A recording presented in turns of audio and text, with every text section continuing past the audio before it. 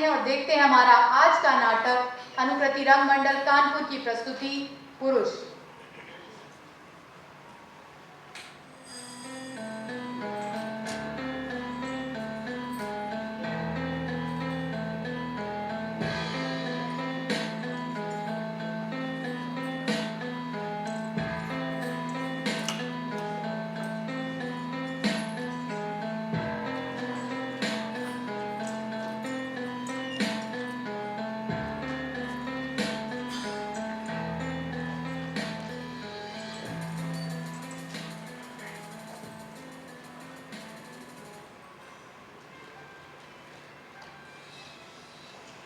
ये आकाशवाणी है। अब आप शिव शंकर जोशी से समाचार सुनिए। देश में जगह जगह हो रही हिंसक घटनाओं की प्रधानमंत्री ने कड़े शब्दों में निंदा की है। पटना में झांसी की रानी की प्रतिमा का अनावरण करते हुए प्रधानमंत्री ने कहा कि स्त्रियों का सामर्थ्यवान होना बेहद जरूरी है। अकोला के बड़े जमींदार और राष्ट्रीय नेता श्री खांडेराव पाटिल पर 5 अज्ञात लोगों ने हमला बोलकर उनकी आंखें फोड़ दी और दोनों हाथ कोहनी तक तोड़ दिए। श्री पाटिल को स्थानीय राजकीय अस्पताल में भर्ती किया गया है। उनकी हालत चिंताजनक बताई जाती है। श्री पाटिल को एक दिन पहले ही जिला अदालत ने 2 दलित व्यक्तियों की आंख फोड़ने के आरोप से बरी किया था। अंबिका, अंबिका, पहचाना नहीं क्या तारा भाई? मैं मथुरा। अरे मधु तो तुम्हारे इस फैशनेबल लुक की वजह से सच मैं बिल्कुल नहीं पहचान पा रही हूँ। आओ बैठो। आज कितने दिनों बाद आ रही हो, कोई पता ठिकाना है तुम्हारा? कहाँ तारा भाई, वक्त ही कहाँ मिलता है घर के कामों से। क्यों 2 नौकर तो है अच्छे खासे, हमारे जैसा थोड़ी ना तुम्हारा। नौकर केवल तनख्वाह लेने भर के हैं, काम तो सारे अपने को ही करने पड़ते हैं। वैसे ये स्प्रे लेकर क्या कर रही थी? बाहर बाग में फूल पौधों पर दवा छिड़क रही थी। चींटी कीड़े सारे गुलाब के फूल खाए जा रहे हैं। अम्बू कहीं बाहर गई है क्या? अरे वो घर में रुकती कब है? अरे नहीं, सोचा शनिवार है, उसका स्कूल तो सवेरे का होगा। उसके लिए ना सब दिन एक समान है। उसने अपनी स्कूल की बिल्डिंग का थोड़ा काम निकाला है, सीमेंट उसको मिल नहीं रहा है। सुना है आजकल दान दिए बिना सीमेंट मिलता ही नहीं है। आजकल मिलता ही क्या है? अम्मू ना दिन भर घर के बाहर रहती है। अरे उसे समझाओ ना। कभी कभी तो रात 10 बजे के बाद घर आती है और यहाँ तक कि जिला कलेक्टर के यहाँ खुद ही अकेले चली जाती है। अरे लड़की जात है, अच्छा दिखता है क्या? तारा बाई, आप जरा भी चिंता ना करें। लड़की की जात कहने वाली लड़कियों में नहीं है वो। और फिर आपको पता नहीं वह किन विचारों वाली है? तो भी क्या हुआ रे? मेरी माँ ना हमेशा कहती थी कि लड़की जात को घर के बाहर नहीं रहना चाहिए, और अंधेरा होने पर तो बिल्कुल ही नहीं। अब आपकी माँ दादी वाला समय तो गया तारा बाई। और फिर अम्बू कोई साधारण लड़की नहीं, अन्ना साहब की लड़की है। हाँ, अन्ना नहीं दिखाई दे रहे। पूछो मत, राष्ट्रीय शिक्षक होने के बाद से तो पूछो ही मत। दिन भर भाषण करते रहते हैं। और वो जो तुमने टेप रिकॉर्ड दिया था, उसमें भाषण टेप करके हर आने जाने वाले को सुनाते रहते हैं। मेरे तो कान पक गए हैं, पका दिया है इन्होंने मुझे। रहने भी दीजिए तारा बाई, आपको तो किसी भी चीज में कोई खुशी नहीं मिलती। अन्ना राष्ट्रीय शिक्षक हुए, उन्हें खिताब मिला, आपको तो इस बात पर गर्व करना चाहिए। अरे क्यों नहीं होगा मुझे गर्व? देखो ना, दिल्ली से मिले खिताब को इन्होंने घर में फ्रेम करके रखा हुआ है। उस फ्रेम की ना घर में कोई जरूरत नहीं। और जानती हो, खिताब के साथ 2000 रुपए मिले थे, वो तो खर्च हो गए और वो फ्रेम खाली पड़ा हुआ है। सुंदर है, बहुत अच्छा है। अरे कहे का अच्छा, पूरे 90 रुपए का है, 90 रुपए का। हमारे घर में ना ससुर जी के समय से एक हनुमान जी की फोटो फ्रेम पड़ी थी। सो मैंने उनसे कहा उस फोटो को हटाकर वहाँ अपने खिताब को मर दो, कम से कम वो पुरानी फ्रेम किसी काम तो आती। होगा, लेकिन अन्ना ने इतने शौक से फ्रेम शौक उनका नहीं मतू, शौक तो उस मामलेदार का था। कलेक्टर साहब इनसे मिलने आ रहे थे, सो मामलेदार उस किताब को मरवा लाए। इनका गुणगान करके कलेक्टर साहब तो चले गए और दूसरे ही दिन फ्रेम वाला फ्रेम के 90 रुपए मांगने दरवाजे पर आ गया। अरे हंसती क्या हो, जिसे देखो राष्ट्रीय शिक्षक को देखने चले आ रहे। अरे इसमें देखने की क्या चीज है? क्या उनके सींग निकल आए? और जानती हो, परसों तो कोई मिनिस्टर आए, उन्होंने कहा अन्ना यानी जिले का गौरव।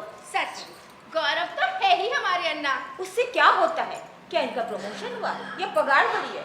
अरे हेडमास्टर होने का चांस था, हेडमास्टर। वहां भी इन्हें पीछे का चित्रबाई आ गई। अच्छा, कहाँ थी ये चित्रबाई से पहले? अरे भाड़ में जाइए, हमारे ये ना बहुत जल्दी भुलावे में आ जाते हैं। किसी ने भाषण दिया, गले में हाथ, बस उसी में खुश। ऐसा क्यों सोचती हो ताराबाई? अन्ना साहब की देशभक्ति को तो ख्याल करो। 30 साल से सुन रही, एक परित्यक्ता स्त्री से विवाह किया। ये तो उनका बड़प्पन था और आप सब उनकी जय जयकार करो। और मैं जो 30 साल से उनके साथ रह रही हूँ, ये किसी को नहीं दिखता है क्या? जाने भी दीजिए ताराबाई। जानती हो, आज सुबह इनके 100 रुपए चले गए। 100 रुपए? हाँ। वो कैसे? अरे सिद्धार्थ के साथ शर्त हार गए। इनको लगा था कि अकोला के बलात्कारी खांडेराव पाटिल को अदालत से कठोर सजा मिलेगी, पर वो छूट गया। सिद्धार्थ ने इसे पहले ही कह दिया था, ये जो पाटिल है पैसे वाला है और सरकार पर पकड़ भी बहुत मजबूत है, ये बिना सबूतों के छूट जाएगा। फिर भी इन्होंने शर्त लगा दी। सच कहती हूँ ताराबाई, आज सुबह का समाचार पढ़कर मेरा तो शरीर जल उठा। ये पाटिल पहले दलित लड़कियों के साथ बलात्कार करता है और जब भाइयों ने पाटिल से जवाब मांगा तो पाटिल ने उनकी आंखें फोड़ दी और तो और अदालत से छूट भी गया। ऐसे समाचार सुनकर ना मेरे भी शरीर में आग लग जाती है। आग। तभी तो मैं अम्बू से कहती हूँ, बेटा अंधेरा होने से पहले घर आया जाया करो। उसके घर आने तक मेरी तो जान ही अटकी रहती है। और अगर मैं कुछ कहती हूँ तो कहती है, अगर लड़का होती तो क्या ऐसा वैसा कहती। आप बेकार में ही परेशान होती हो। सच, मुझे तो अंबिका पर गर्व होता है। उसके जैसा ही सिर उठाकर जीना चाहिए। हम जैसे से जो नहीं हो पाता वो वैसा कर दिखाती है।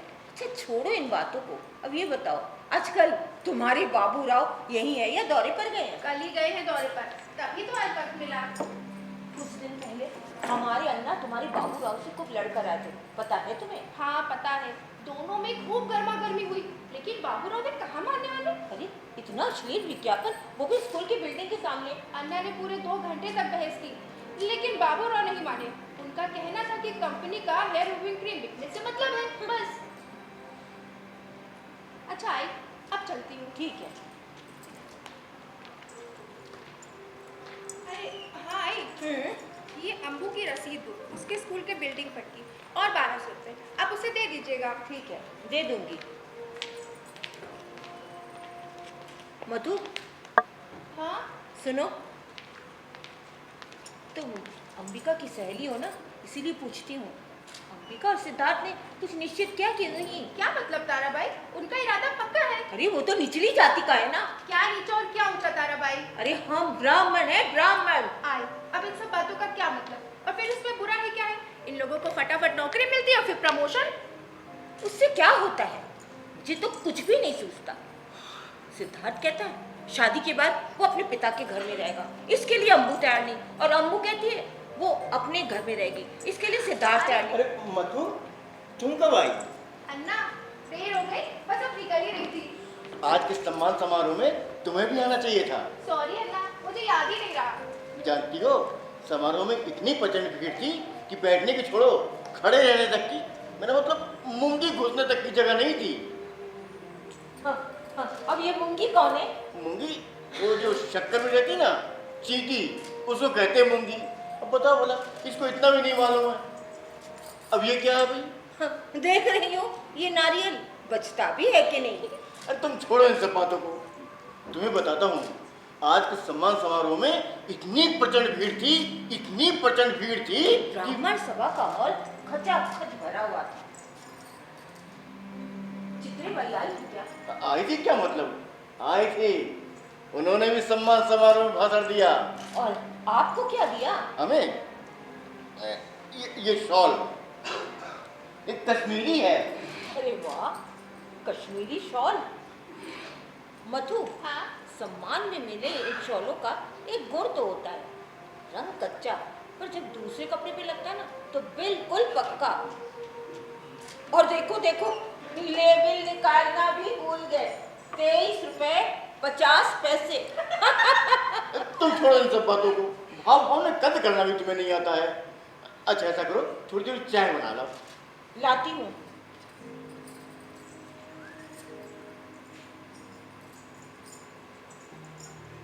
जानती हो, आज मेरा भाषण सुनकर लोग भाव विभोर हो गए।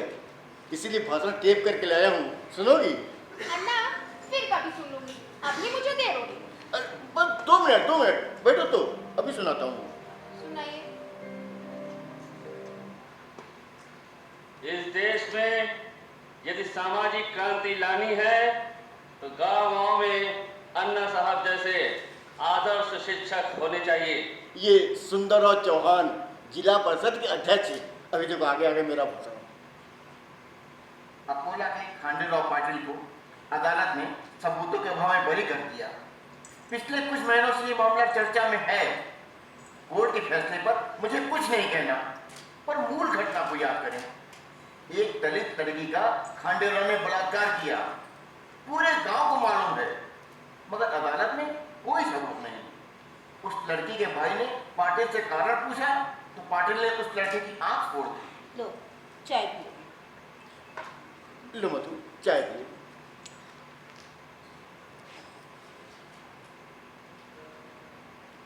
मधु, हाँ अपने बाबूराव से कहो कि उनकी कंपनी ने स्कूल के सामने वाली होर्डिंग 3 दिन के अंदर नहीं उतारी तो मैं गांव भर की स्त्रियों का मोर्चा निकालूंगा। हाँ मधु, ऐसे चित्र देखकर ही इस तरह की घटनाएं हुआ करती हैं। तुम जरा चुप रहोगी? हाँ। तुम बाबूराव को बताओ कि मोर्चे की औरतें काफी नाराज हैं। उन्होंने होर्डिंग कोई नुकसान पहुंचाया तो मेरी कोई जिम्मेदारी नहीं होगी। ठीक है ना, मैं उनसे बात करूंगी। अच्छा है, अब चलती हूँ। ठीक है।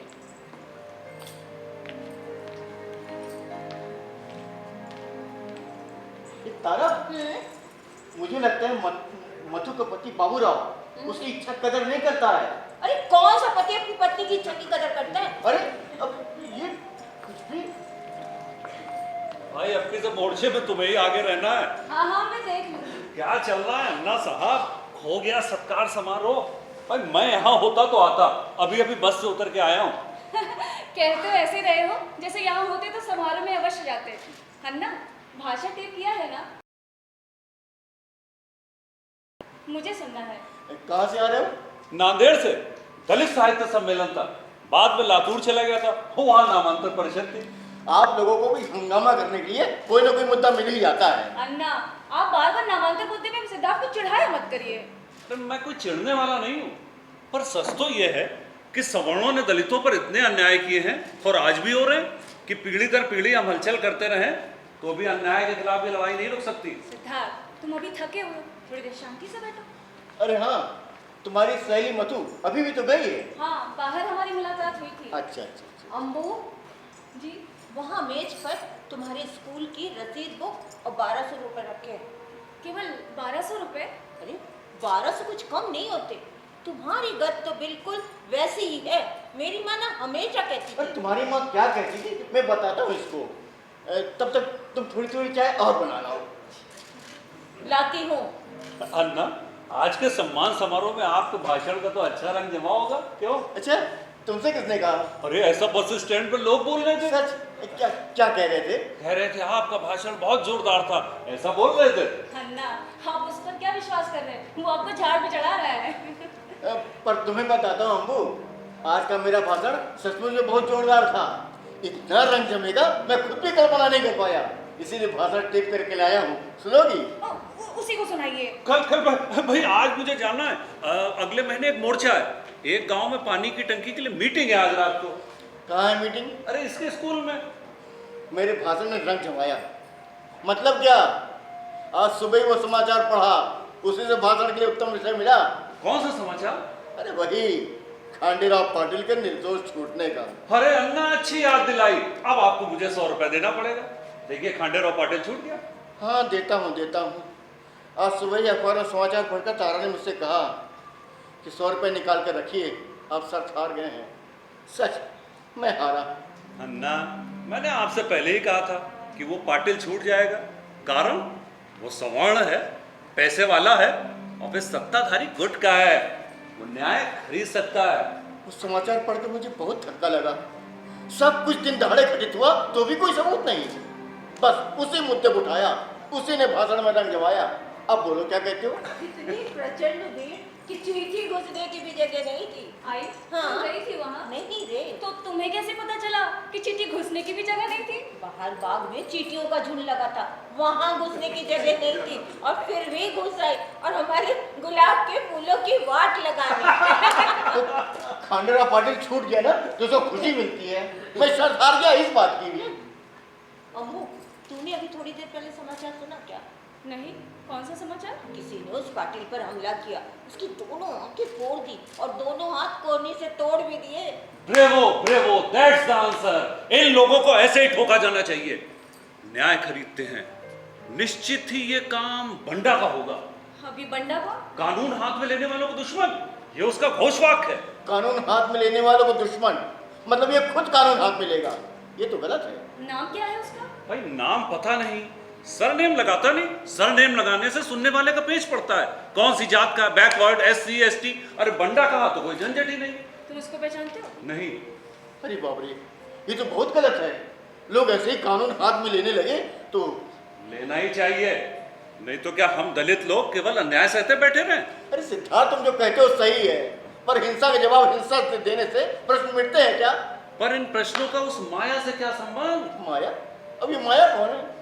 माया गवई, जिसपे खांडेराव पाटिल ने रेप किया वो। उसका नाम भी इनके जहन में नहीं। अब उससे शादी कौन करेगा? अरे शादी छोड़ो, पर एक स्त्री का अपमान हुआ है। सत्ता और पैसे के बल पे उसे अपमानित किया गया है। ऐसे में उसे न्याय नहीं मिलता तो क्या बदला लेने का भी अधिकार नहीं है? नहीं, तो भी नहीं, क्योंकि हिंसाचार का सिलसिला एक बार शुरू हुआ तो इसके भयंकर परिणाम पूरे समाज को भोगने होंगे। सच कहें तो ये सब बड़ी तादाद में होना चाहिए। क्या हिंसाचार, उपद्रव? अरे पर सीधे सीधे परस्पर युद्ध, उसके बगैर ये समाज बदलेगा नहीं अन्ना। क्या ये तुम परस्पर युद्ध की भाषा बोल रहे हो? कंधे पर झोला लटका कर घूमने वाले आप लोग आग लगाने के बाद खुद भाग जाते हो। कौन भागता है देख लीजिएगा। क्यों? नामांतरण के सवाल पर आप लोगों ने पूरा मराठवाड़ा सुलगा दिया, लेकिन मरा कौन? कौन मरा? मरे बेचारे निष्पाप, दीन, गरीब, दलित लोग। और कंधे पर झोला लटका कर घूमने वाले आप लोग मुंबई, पूना पलायन कर गए। अरे आप लोग चाय पीजिए। इसे पिलाओ सिद्धार्थ को, भाई भाई को लड़ाने चला है। लो चाय पियो। कौन? कौन है? पांडू। कौन पांडु? पांडू गणपतराव आत्रे, डाक बंगले से आया हूँ। साहब ने चिट्ठी भेजी है।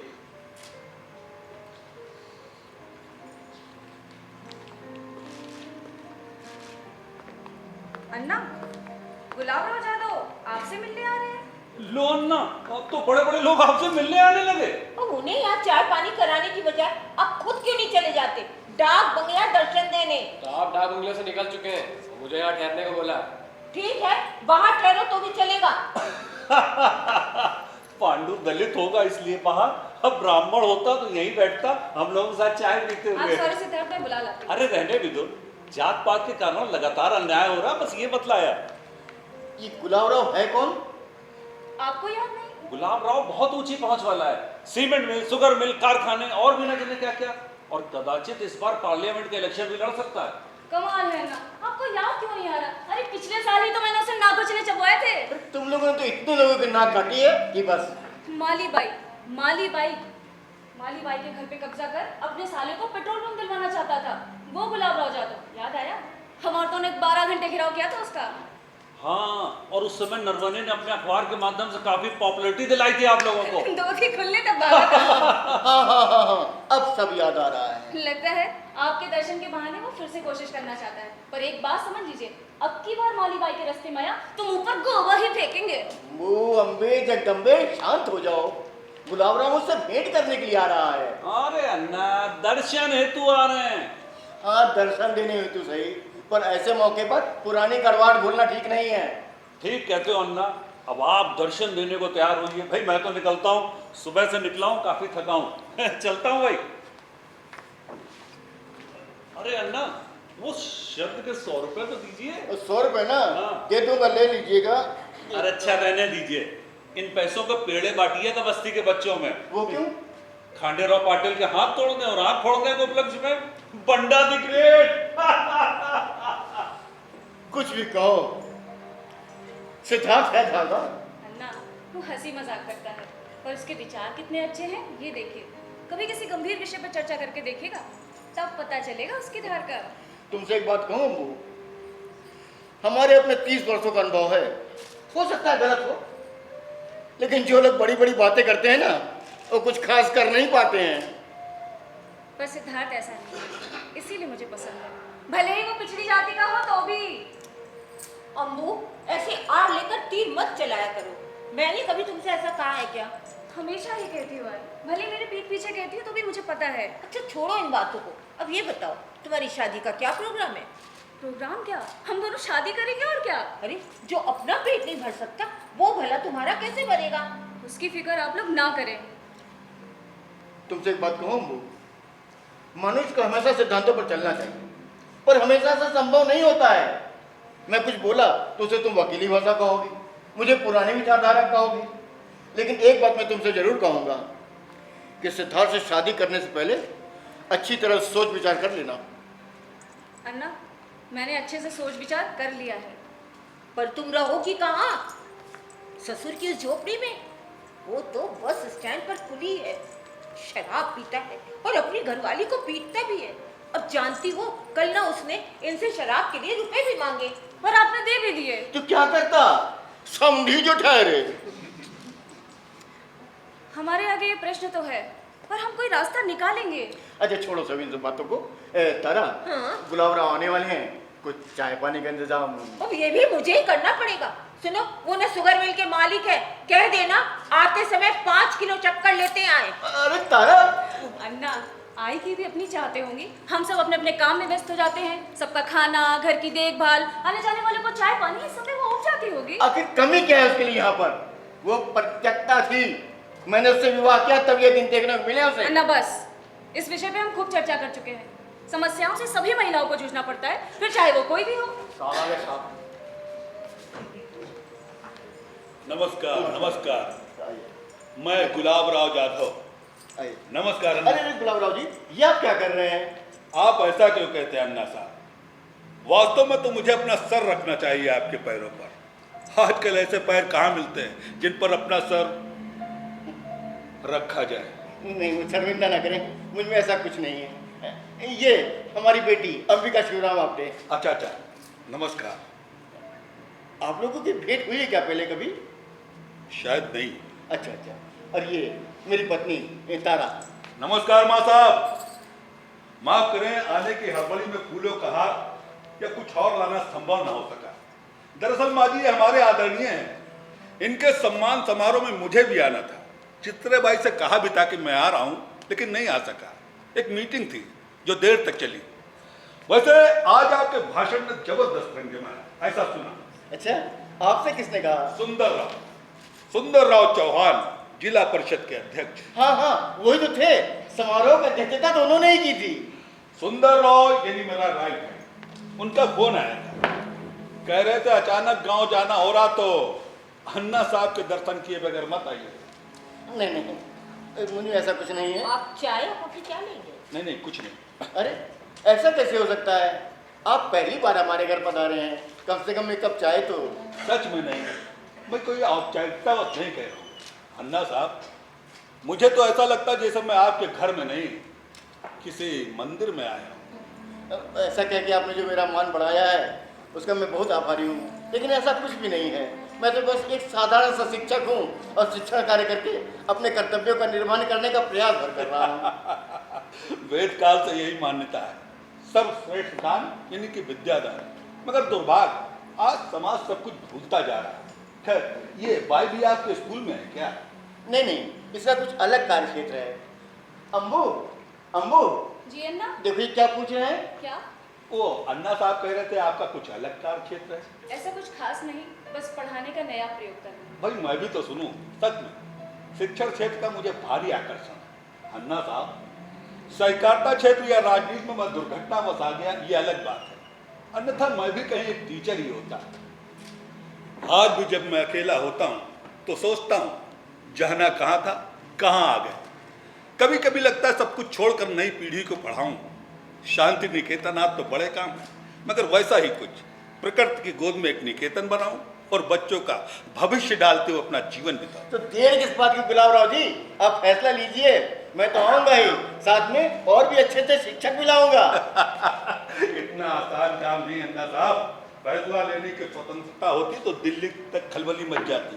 वो क्यों? अरे भाई, पूरे जिले की चुनाव व्यवस्था मेरे पास है, और फिर आजकल मुख्यमंत्रियों का चयन भी मेरी मर्जी से होता है। खैर, आप वो क्या कह रही थी, अलग सा प्रयोग? दरअसल सीमित दायरे में सोचने वालों को कुछ अलग सा ही लगता है। अन्ना साहब, ये क्या करती मैं अभी तक नहीं समझ पाया। अम्बू देखो ये क्या पूछ रहे हैं। डॉक्टर राम मनोहर लोहिया विद्यालय में पढ़ाती हूँ। अच्छा अच्छा, वो लड़कियों का क्या?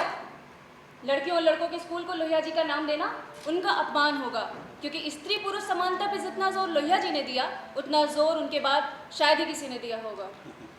Right, absolutely right. Lohia ji हमारे भी आदरणीय थे।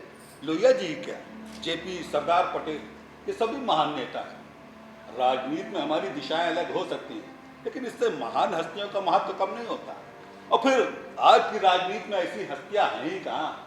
पहले लोग बड़े होते थे, समस्याएं छोटी। आज समस्याएं बड़ी, लोग छोटे। खैर, आपके स्कूल में नया मतलब अलग क्या है? हमारा समानता पे जोर है।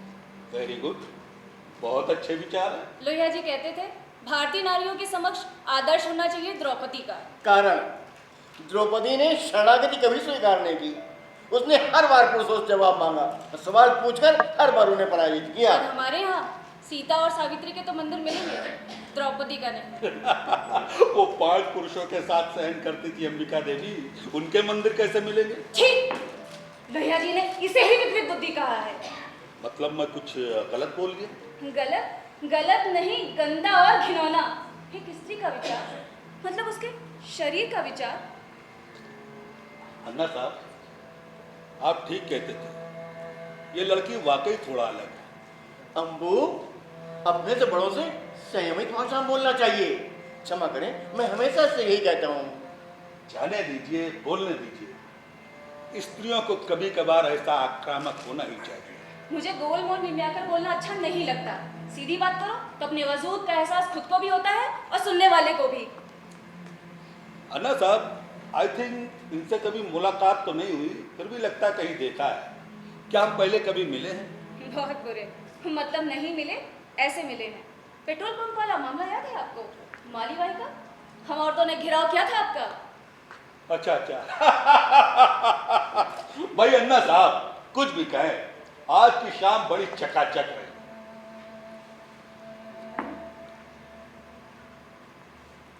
वैसे एक बात बोलूं, वो जमीन में तब भी ले सकता था, अब भी ले सकता था। लगी शर्त? शर्त? कैसी शर्त? कोशिश करके देखिए, धोती खुलने तक भागेंगे। ठीक है, ठीक है। राजनीति करने वाले हम लोग गवाने का हिसाब नहीं रखते हैं, बस पाने का रखते हैं। वैसे इतना सब कुछ होने के बाद भी मैं आपसे यही कहूंगा कि अगर आपको कभी भी मेरी मदद की जरूरत हो तो अवश्य याद कीजिए। कौन सा विभाग है आपका? एजुकेशन।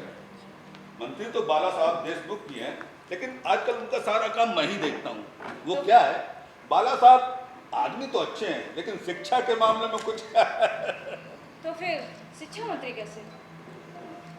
वो पहली लाट के है ना, पीएम को समर्थन देने वाला पहला गुट। आपसे एक निवेदन था, इसको थोड़ा सीमेंट गिरवा दीजिए। इसके स्कूल की इमारत में काम रुक गया है। ठीक है, आप बता दीजिएगा, बोरियां पहुंच जाएंगी।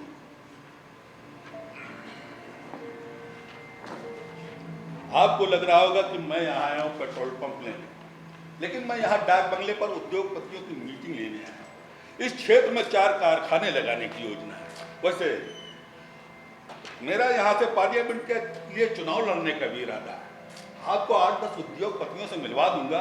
आपकी स्कूल की इमारत के लिए अच्छा खासा डोनेशन मिल जाए। मांगने से ऐसा भला कोई देता है क्या? मैं कह रहा हूँ, आप क्यों डरती हैं?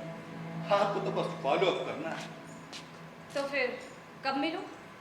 21 तारीख को फिर मीटिंग है, शाम 6:30 बजे तक चलेगी। आप तभी आइएगा डाक बंगले पर। इतना सब कुछ सुनने के बाद भी इतनी उदारता, वाकई ये आपका बड़प्पन है। अन्ना साहब, हम लोगों को जोड़कर चलने वाले लोग हैं, इसके बिना राजनीति होती है क्या? अच्छा चलता हूँ, नमस्कार। नमस्कार। अम्बू, नमस्कार माँ साहब। माँ साहब, कोई काम हो तो मुझे अवश्य याद कीजिएगा। अम्बू, डाक बंगला गांव के बाहर है, तुम वहाँ अकेले जाओगी? अपने साथ अन्ना को लेती जाना। हाँ तो परेशान मत हो, मैं चली जाऊंगी। माँ साहब ठीक कह रही हैं। उस समय ठीक नहीं चल रहा है ना, इसीलिए ऐसा कहती हैं। अरे आप क्यों परेशान होते? मैं अपनी गाड़ी भिजवा दूंगा। इसकी कोई आवश्यकता नहीं, मैं आ जाऊंगी। जरा विषय बदलना चाहूँगा। बोलिए बोलिए। दरअसल हमारे स्कूल के सामने भाई दबे, कौन सा स्कूल है आपका? जी महात्मा गांधी विद्यालय है। अच्छा, हमारे चित्र भाई का स्कूल। जी उनका ट्रांसफर मैंने ही करवाया था। जी, उस स्कूल के सामने एक बड़ी सी अश्लील होर्डिंग लगी है। अच्छा, हमारे तमाम विरोध के बावजूद उसे हटाया नहीं जा रहा है। लेकिन मुझे तो उस होर्डिंग में कोई बुराई नजर नहीं आती। अन्ना साहब, मुझे तो लगता है अश्लीलता देखने वालों की नजरों में होती है। अरे शिक्षक ही नहीं, विद्यार्थी भी शर्मिंदा होते हैं उस होर्डिंग के कारण। अन्ना साहब, आजकल के लड़के हमारे और आपके जमाने के हैं। तो फिर पक्का रहा ना?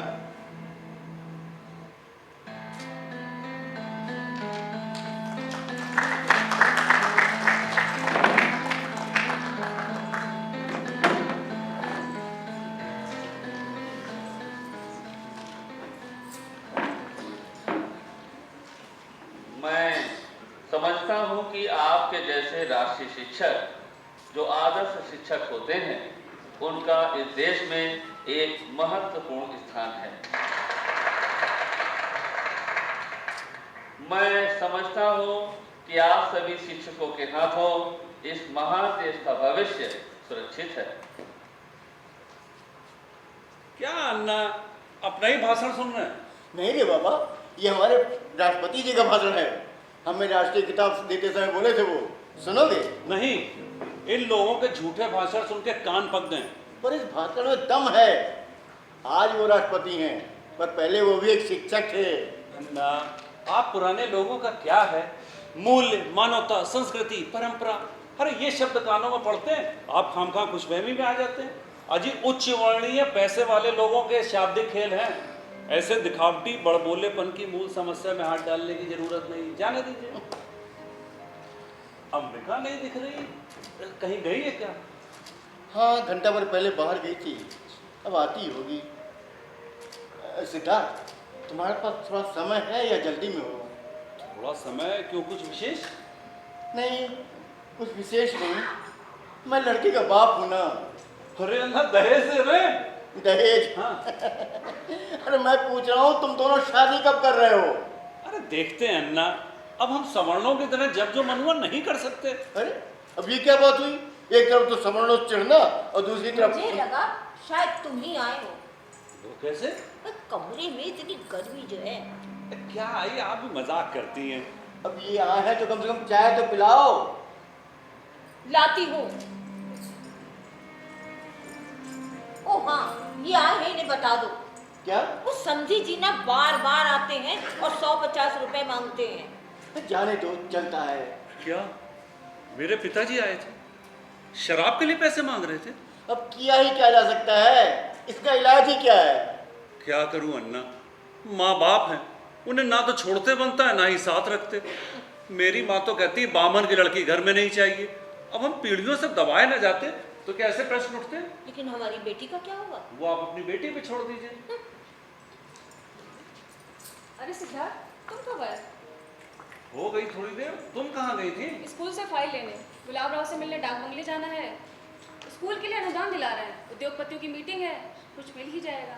मालूम है, सुबह ही मिल के आया हूँ। दिन भर मीटिंग चलेगी। छोड़ साले, मैट्रिक पास हमारे लड़कों से कारखानों में मजदूरी कराते हैं। वहां बता के आया हूँ, ये काम ठाकुर बामन के लड़कों को दो, हमारे लड़के नहीं करेंगे काम। मोर्चा निकालने की धमकी दी है। अब इन्हें देखो, जहाँ तहाँ मोर्चे। उसके बगैर ये समाज, ये व्यवस्था बदले के नहीं अन्ना। गुलाब राव तैयार हुए, जमकर पैसा वसूलो, वजनदार आसामी है, और खाम खाम में माली बाई के लड़के के लिए फालतू की हुज्जत मत करो तुम। अरे वो अध्याय अब खत्म हुआ, तब क्यों लड़ो? तुम्हारी आदत है बस इसलिए कहा। खैर सिद्धार्थ, तुम आ रहे हो ना हमारे साथ? नहीं, आज रात की बस से कोल्हापुर जाना है, 200 रुपए चाहिए थे। सिद्धार्थ, महीने के आखिरी में। अब क्या करूं अंबिका, सुबह ही नामदेव का संदेश आया है, अकोला बुलाया है, मोर्चा निकालना है, माया का भाई मामला सुलझाना है। सुलगाइए, सुलगाइए। अरे होना तो ये चाहिए कि आप लोगों में से कोई पहले उस माया कवि की शादी करे, आदर्श करके दिखाए। जिसे देखो दूसरे ने क्या किया, इसी बात की चिंता। अरे तुम्हें क्या मालूम, ये तारा इसके पति ने छोड़ दिया था इसे। रुपए नहीं लाती थी मैं कैसे, इसलिए। तब मैंने उससे विवाह किया। आज यदि मैं अविवाहित होता तो मैं माया का वही शादी करता, केवल तुम्हारे जैसे झोला लेके नेतागिरी नहीं करता फिरता। बाद में आप लोग कुछ भी करो, पहले चाय पी लो। मेरी माँ ना हमेशा कहती थी कि भूखे पेट भजन न होए गोपाला। ओ हाँ, भजन से याद आया, ये माली विठोबा के पैसे का क्या हुआ? देखो दोबारा वो दरवाजे पे नहीं आना चाहिए। देखो, जब कुछ लेना देना नहीं तो बीच में टांग मत अड़ाया करो। सिद्धार्थ, इस महीने बहुत हुआ। अब क्या करूं अंबिका, पिछले 2 महीने से दौरे बहुत हो रहे हैं। अम्बू, ऐसे कब तक चलेगा? चलेगा आई, तुम शांत रहो। कल मथुरा स्कूल के लिए कुछ पैसे दे गई थी, उसी में से दे रही हूँ, थोड़े समय के लिए। इसीलिए कहता हूँ अन्ना, क्रांति बहुत कठिन काम है। और कठिन काम में ना हाथ नहीं डालना चाहिए। सीधा साधा जीवन जीने वाले सोच भी नहीं सकते कि क्रांति है क्या। अन्ना जानते हैं, मुख्यमंत्री नामदेव कामले को दलित विकास परिषद का चेयरमैन पद दे रहे थे, 10,000 पगार, रहने को बंगला, लाल बत्ती की गाड़ी। पर जानते हैं नामदेव ने क्या कहा? थूकता हूं इन सब पर। तो फिर नामदेव को क्या करना चाहिए? किसी भी कीमत पर प्रलोभन स्वीकार नहीं करना चाहिए। ये सब राजनीतिक दांव हैं, बड़ी बड़ी तनख्वाहें देना, आंदोलनों से अलग करना। मुझे भी पब्लिक सर्विस कमीशन का ऑफर दे रहे हैं। अरे वाह, तो ले लीजिए। अजी छोड़िए, मैं सिद्धांतों पर चलने वाला आदमी हूँ। भाई निकलता हूँ, आज रात की बस से कोल्हापुर निकलना है, 4-6 दिन में लौटना होगा। कुछ भी कहो, सिद्धार्थ है फायरी। अन्ना, मैं भी तैयार हो जाती हूँ, मुझे भी गुलाब राव से मिलने डाक बंगले जाना है। आई, हाँ बोल। आई, मुझे भूख लगी है। चल अंदर चल, पराठा बनाते हैं। और सुन, अपने साथ अन्ना को लेते जाना। यहाँ ये बैठे बैठे क्या करेंगे? हाँ बू, तुम तुम्हारी बात ठीक कह रही है, लौटने में रात भी हो सकती है। अरे आप लोग परेशान ना हो, मैं रिक्शा ले लूंगी। अरे अगर ये तुम्हारे साथ में जाए तो तुम्हें क्या परेशानी है? अरे कोई मेरे साथ मुझे संभालने को जाए, इससे मुझे घुटन सी होती है। अरे अम्बू,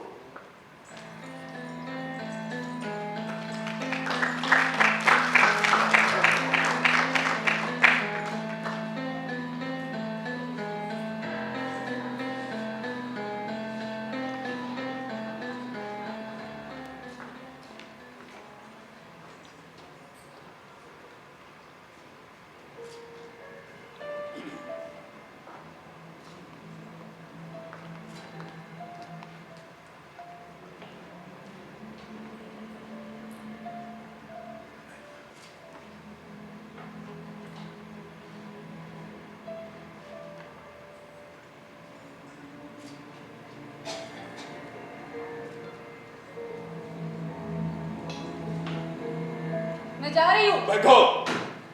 नहीं, तुमसे नहीं कह रहा हूँ।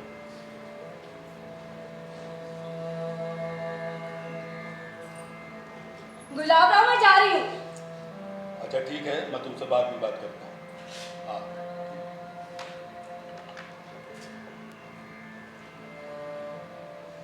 हाँ तो अंबिका देवी, ऐसी भी क्या जल्दी है? बैठो। अभी तो आखिर किसके रोको? यहाँ तो एक भी उद्योगपति नहीं है। अच्छा, मीटिंग अचानक 2 बजे खत्म हो गई। तो आप मुझे सूचित कर सकते थे।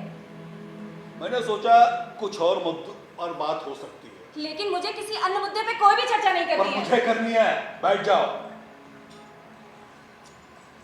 माली बाई को समझाओ, 4.25 लाख दूंगा, कंपनसेशन कुछ तुम्हें भी दे दूंगा, लेकिन पहले पेट्रोल पंप मेरे कब्जे में, तभी दानकर्ताओं से अनुदान भी मिलेगा।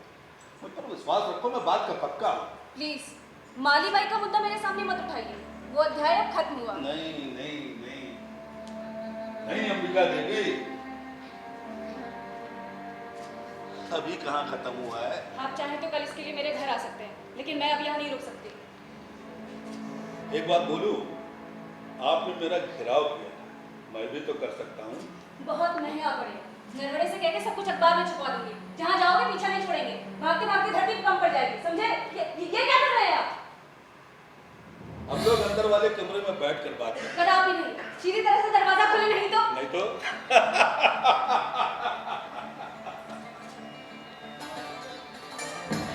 क्या करोगी?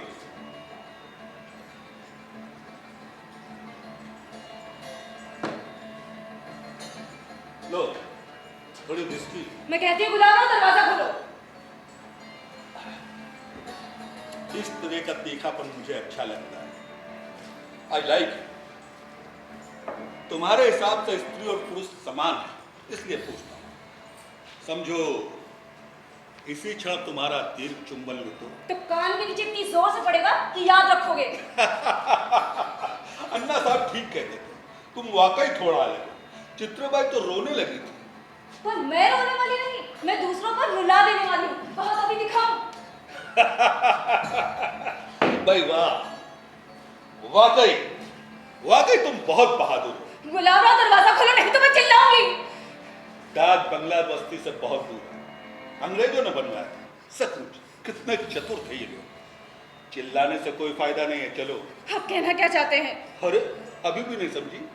देखो बेकार में गुस्सा मत करो, बस थोड़ा सा एंजॉय और फिर तुम अपने रास्ते और हम अपने रास्ते, और इसमें तुम्हारा कुछ नुकसान नहीं होगा। हाँ फायदा अवश्य होगा। चित्रेबाई का कल्याण मैंने ही किया था। अगर उसे पता चल जाता कि मैं यहाँ डाक बंगले में हूँ तो वो अपने आप यहाँ आती, लेकिन अब वो थोड़ा ढल चुकी है। मेरा मतलब जवान नहीं रही। और तू अपने आप को जवान समझता है? तू जवान, ये तू तड़ाक की भाषा तुम्हारे जवान से अच्छी लगती है, लेकिन मैं जवान हूं या नहीं चलकर देख तो लो एक बार। चित्रबाई तो शादी के लिए भी तैयार थी, तुम कहो तो तुमसे भी। शादी? और तुझसे? अरे तेरे जैसे पे तो मैं थूकू भी नहीं, जंगली हो तुम। तुम्हें लगता है पैसे और सत्ता के बल पे तुम किसी को भी झुका सकते हो? तो ध्यान रहे, मैं झुकने वाली नहीं।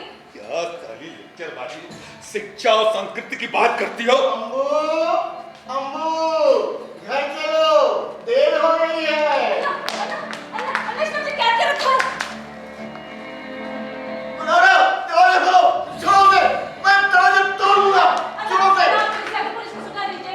मास्टर, क्या कोई पाठशाला नहीं लगी है? हेलो, शिवा, बाहर के बाहर निकाले बुड्ढे को।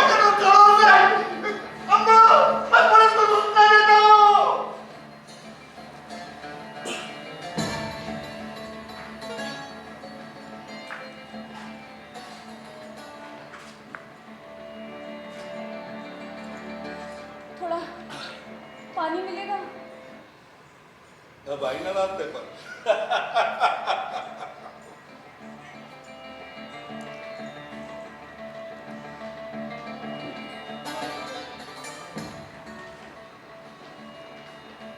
कुछ होने से पहले ही पानी लो, पियो।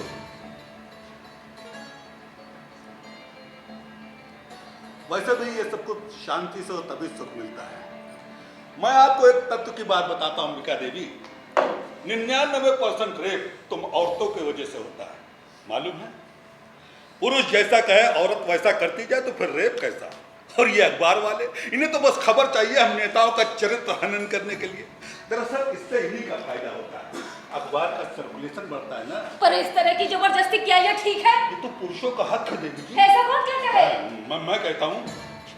एक बात बोलो। बोलो बोलो, लेकिन जरा जल्दी। तुम टीचर लोग घंटा बजने तक बोलते ही रहते हो। खंडेराव पाटिल की ही मिसाल लीजिए, सत्ता और संपत्ति के नशे में चोर वो छठा साल की तरह घूम रहा है, और ऐसे लोग पुलिस के संरक्षक बने हुए। इसीलिए पुलिस वाले भी उन्हीं की तरह ही आचरण करते हैं। दोनों ही एक दूसरे को संरक्षक दे रहे हैं।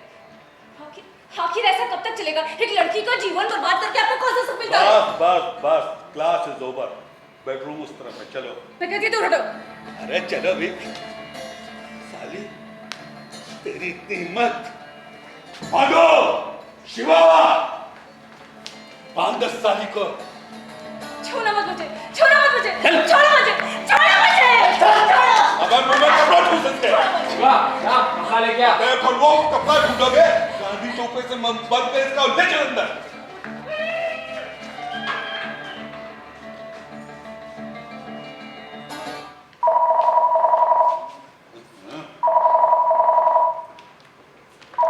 हेलो। जय सर, कैंट थाने से मैं इंस्पेक्टर गाडगिल। अच्छा, सामने मास्टर बैठा इसलिए गुजरात गया। क्या करूं सर, मास्टर साहब ने बहुत हंगामा कर रखा है, बगल वाले कमरे में बैठे हैं। अबे इतनी सी बात के लिए तूने मुझे नींद से जगा दिया? अब किया भी क्या जाए सर, थोड़ी बहुत नौकरी तो हमें भी कभी कदार करनी ही पड़ती है। आप तो सब समझते ही हैं। वैसे एक बात पूछूं, बुरा तो नहीं मानेंगे? चल चल पूछ ले जल्दी से। मास्टर साहब का कहना है कि उनकी बेटी अंबिका देवी डाक बंगले गई थी और आपने उसे वहाँ जबरन कैद कर रखा है। अबे दिमाग खराब हो गया क्या तेरा? है अंबिका देवी वो यहाँ किस लिए होगी? अब आप ही बताइए सर कि क्या करना है, क्या रिपोर्ट दर्ज करनी है? अबे नया है क्या? ट्रांसफर चाहता है या सस्पेंशन? चल खुद बोल दे। गलती हो गई सर, आप बिल्कुल भी टेंशन ना लें, इस मामले को मैं अपने हिसाब से टैकल कर लूँगा। अबे फोन रख। जय हिंद सर। अबे फोन रख। Good night sir. अबे फोन रख साला। साले कुकर्म करेंगे खुद और सस्पेंड होए हम।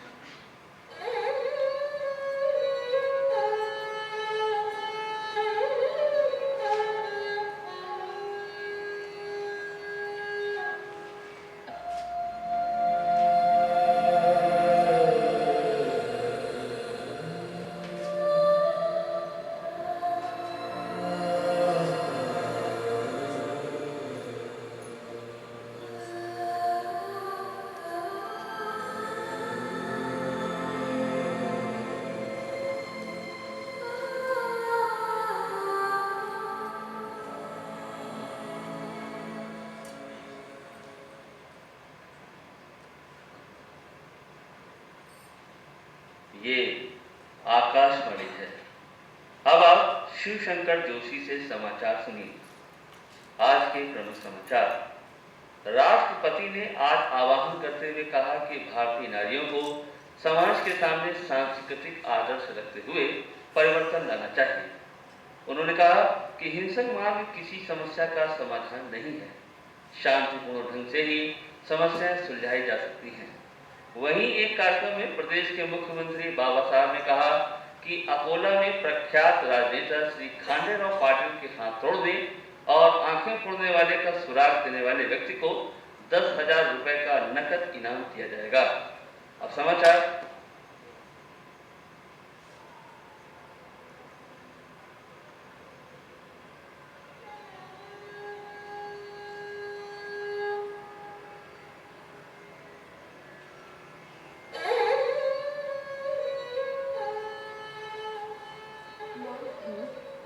तुम्हारी तबीयत तो ठीक है? ठीक है। तुम्हारे लिए कुछ ला दूं? कुछ नहीं।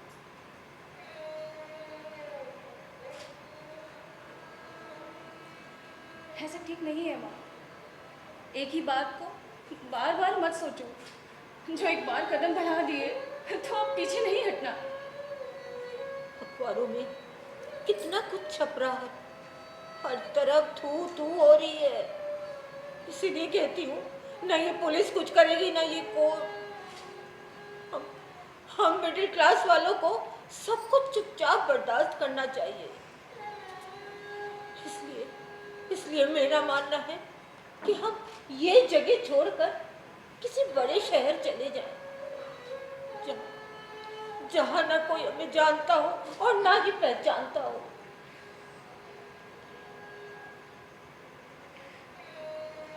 मिले कोई वकील? हाँ मिले। कहने लगे बहुत टेढ़ा मामला है। मतलब? अपने वकील ने तीनों के खिलाफ केस दाखिल किया है। गुलाब राव और उसके दोनों मददगार पांडु गणपत ने रेप का गुनाह कबूल किया है। पांडव गुनाहगार नहीं है। क्या करे, जब पुलिस, प्रशासन, सत्ता सब कुछ गुलाब राव जैसे लोगों के हाथों में हो तो कुछ भी असंभव नहीं है। पुलिस का कहना है कि उस रात डाक बंगले पर पांडु गणपत ही था। उद्योगपतियों की मीटिंग खत्म होने के बाद गुलाब राव अपनी सेवा के साथ अपने खेतों की ओर चले गए थे और रात में 12 बजे के बाद वापस लौटे हैं। पर आपने उन्हें देखा था ना, जब आप पुलिस चौकी गए थे। इंस्पेक्टर गाडगिल ने गुलाब राव से फोन पे बातचीत भी की थी। पर अब इंस्पेक्टर गाडगिल झूठ बोल रहे हैं। उनका कहना है कि उस रात में पुलिस चौकी गया ही नहीं, अपनी लिखित कंप्लेंट दूसरे दिन दी है। आदमी इतना झूठ भी बोल सकता है? इस झूठी दुनिया में सच को पूछने वाला ही कौन है? अपने वकील ने पुलिस रिपोर्ट के बारे में बताया। शुक्रवार की सुबह हम लोग मेडिकल सर्टिफिकेट लेकर पुलिस चौकी पहुंचे। मेडिकल सर्टिफिकेट में रेप होने की पुष्टि की। डाक बंगले की घटना घटी, ऐसी शिकायत भी पुलिस ने दर्ज की। लेकिन पुलिस जब पूछताछ के लिए रेस्ट हाउस पहुंची तो गुलाब राव ने इनकी खूब खातिरदारी की और अब रेप का गुनाह पांडु गणपत ने कबूल कर लिया। रेप पांडु ने नहीं, गुलाब राव ने किया है। इसको कोर्ट में साबित कैसे करेंगे? कैसे? मेरी मानो, हम ये जगह छोड़कर कहीं और चले जाएं। वकील की फीस कितनी? 1000 रुपए। 1000 रुपए लाने कहा है तुम्हारे पास? न्याय पाना भी कितना कठिन है। पहले अन्याय सहना, फिर न्याय पाने के लिए बाकी सब कुछ सहना। इसीलिए आम आदमी अन्याय बर्दाश्त कर चुपचाप बैठ जाता है। तारा, मैं कहती हूँ हमें ये जगह छोड़कर कहीं और चले जाना चाहिए। हम कहीं नहीं जाएंगे। हम कहीं नहीं जाएंगे माँ। हम कायरों की तरह डरकर भागेंगे नहीं अन्ना। हम लड़ेंगे। हम डरेंगे नहीं, हम लड़ेंगे पूरी ताकत से और आखिरी सांस तक लड़ेंगे।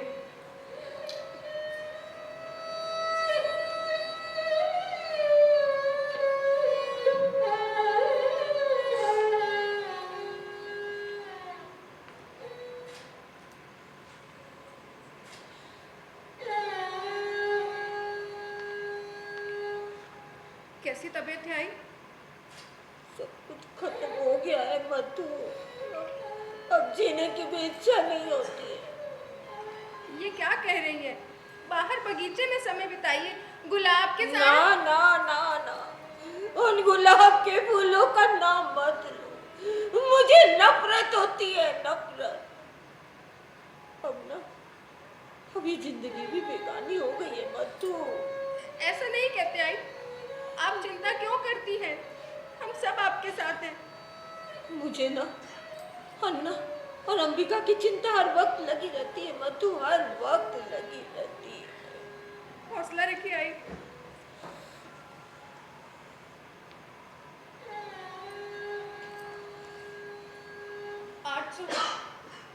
और जमा करेंगे तो पैसों की चिंता मत करना। अन्ना को दे दो।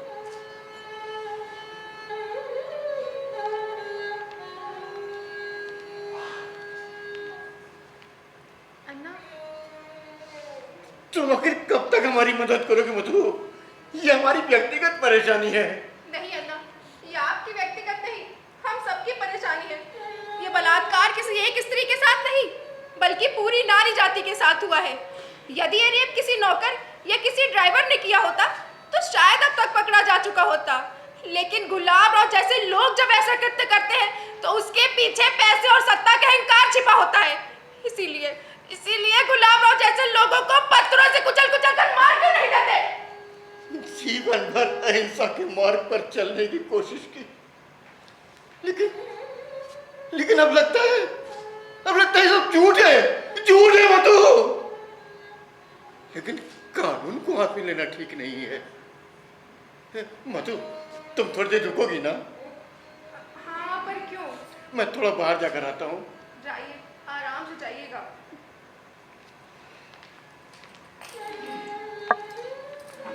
देखो 14 दिन बाहर मत रुकना। आजकल अन्ना मुझे अकेला नहीं छोड़ते। क्या करूं? डर लगता है, वो उसके साथी यहाँ भी आ सकते हैं, कुछ भी हो सकता है। अन्ना उसके साथी अगर यहाँ आए तो क्या मधु मेरी रक्षा कर पाएंगे? अरे कम से कम चीखेंगे, चिल्लाएंगे, इतना तो कर ही सकते ना हम लोग। और वो गाड़ी ठोकी से सबकी आवाज बंद कर देंगे। जिस गांधी टोपी का जन्म आवाम की आवाज को बुलंद करने के लिए हुआ था, आज उसी गांधी टोपी का इस्तेमाल आवाम की आवाज को दबाने के लिए। अगर आज गांधी जी जिंदा होते तो कैसा लगता उन्हें। आता हूँ। कहाँ जा रहे हैं? नरवणे साहब से मिलने। उन पर ज्यादा आश्रित ना रहे। क्यों? बाबू राव बता रहे थे उनकी कंपनी में ऊपर से आदेश आए हैं नरवणे के अखबार को रेगुलर विज्ञापन देने के, और तो और सरकारी विज्ञापनों की संख्या भी बढ़ा दी गई है। वही पूछने जा रहा हूँ, आजकल इस समाचार को प्रमुखता देने खबरें क्यों आ रही है?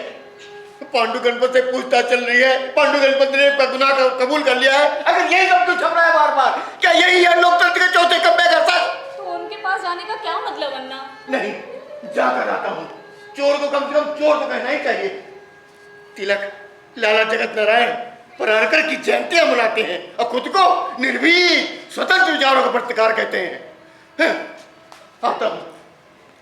अन्ना बाबा नगर की तरफ से आएंगे क्या? क्यों?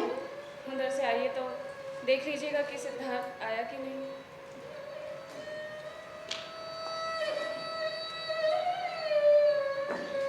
हाल ही में कब आया था? सिद्धार्थ? हाँ, अभी कुछ दिन पहले। आजकल औरंगाबाद में है ना? हाँ, ज़्यादा दौरे पे ही रहता है। कहीं जानबूझकर तो नहीं? नहीं, ऐसा नहीं है। वो अपने आप को क्रांतिकारी कहता है तो उसे यहाँ रहकर लोगों को इकट्ठा करना चाहिए, गुलाब राव के खिलाफ आवाज उठानी चाहिए। ऐसा क्यों नहीं करता वो? मोर्चा निकाला था उसने। शुरुआत में काफी अच्छा था। प्रदर्शन करने वाले लोगों ने विज्ञापन की होर्डिंग तोड़ डाली। अब वो कहीं ऐसा तो नहीं तुम दलित नहीं हो इसीलिए जानबूझकर टलमटोल कर रहा हो? नहीं, ऐसा नहीं है। हो सकता है सच में उसे समय ना मिल रहा हो। देखते हैं। वैसे इंसान को जिंदगी से अनुभव लेना ही चाहिए। फिलहाल अनुभव ही ले रहे हैं। जानती हो, न जाने कितने ही जान पहचान के लोग मुंह घुमाकर चले जाते हैं। अभी कुछ दिन पहले मिसेस मुल्गाकर मिली थी। उनकी बेटी को 3 साल घर जाके पढ़ाया था। पहले मिलती थी तो खूब बातें करती थी, पर अभी 2 दिन पहले चित्रा टॉकीज के पास मिली तो मुंह घुमाकर चली गई। रहने दो, लोगों के मुंह नहीं बंद कर सकते हम। पर हर कोई मुझे ही क्यों दोषी ठहराता है? शांत हो जाओ अम्बू। परसों प्रिंसिपल के पास गई। वो बोली जो हुआ सो हुआ। ये कोर्ट कचहरी क्यों, लड़कियों के मन पर बुरा असर पड़ता है। 2-4 बच्चों के पेरेंट्स आए हुए थे, वो भी यही कह रहे थे। वाकई मथु, बहुत कष्ट होता है। और दूसरी तरफ वो गुलाब राव छुट्टा सांड की तरह घूम रहा है।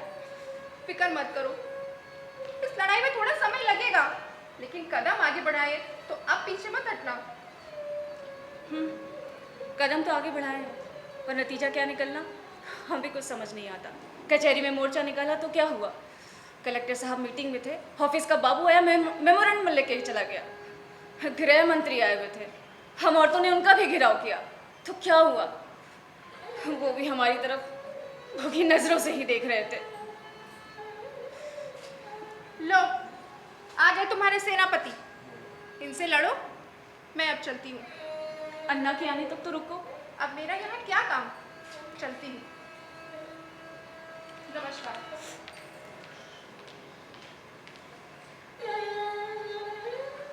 तुम बैठो, मैं चाय बनाती हूँ। अभी बस स्टैंड पर थी है, सीधा यहीं आ रहा हूँ। बैग बाबा के साथ घर भेज दिया था। औरंगाबाद से आ रहा हूँ।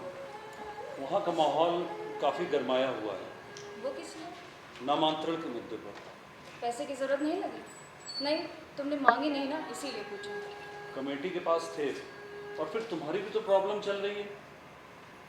आज का समाचार देखा, माया के भाई की आंख फोड़ी तो 3000 रुपये का कंपनसेशन, और जिसने उस बलात्कारी खांडेराव पाटिल के हाथ तोड़े, आंख फोड़ी, उसको पकड़वाने के नाम 10,000। बड़ा अजीब कानून है। मतलब बंडा को पकड़वाने के लिए? ये काम बंडा ने किया ऐसा प्रमाण नहीं, सिद्धार्थ, एक बात पूछूं?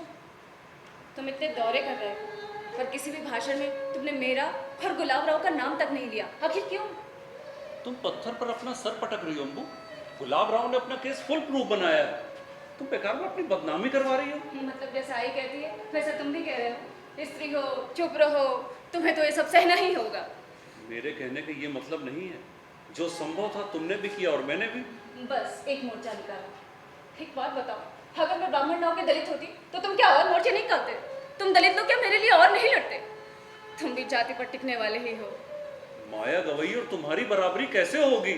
वो अनपढ़ है, दरिद्र है, खुद के अधिकारों की उसे जानकारी नहीं। मगर तुम आत्मनिर्भर हो, और फिर मैं तुम्हारी मदद नहीं करूंगा ऐसा मैंने कब कहा?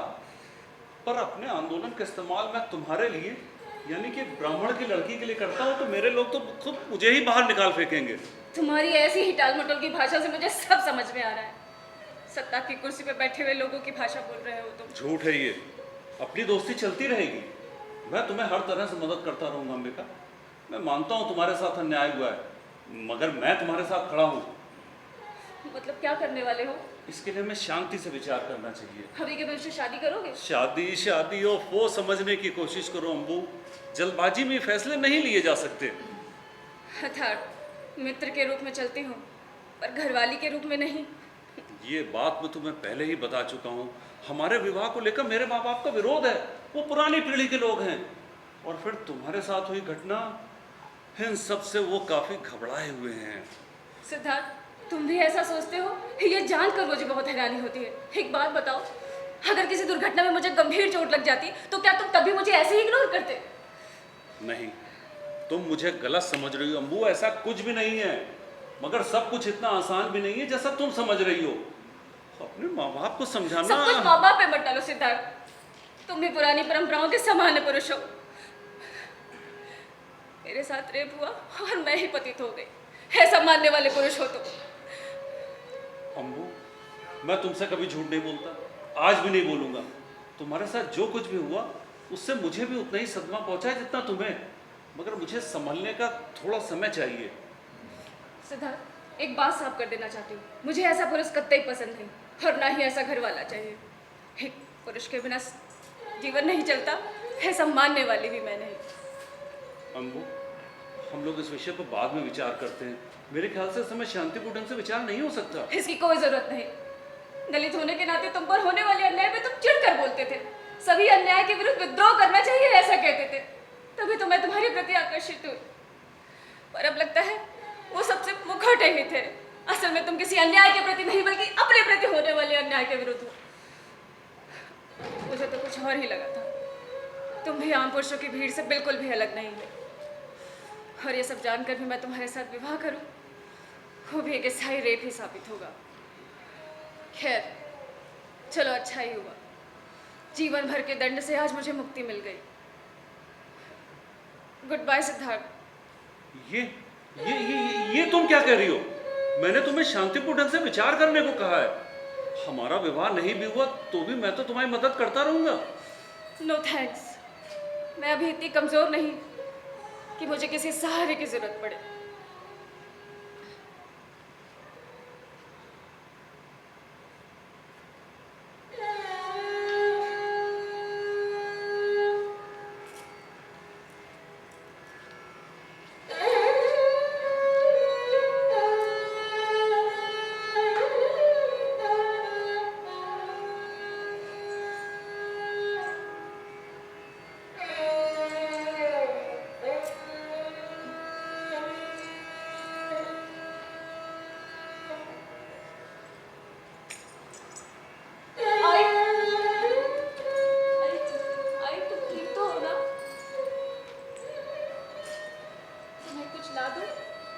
चाय और कॉफी?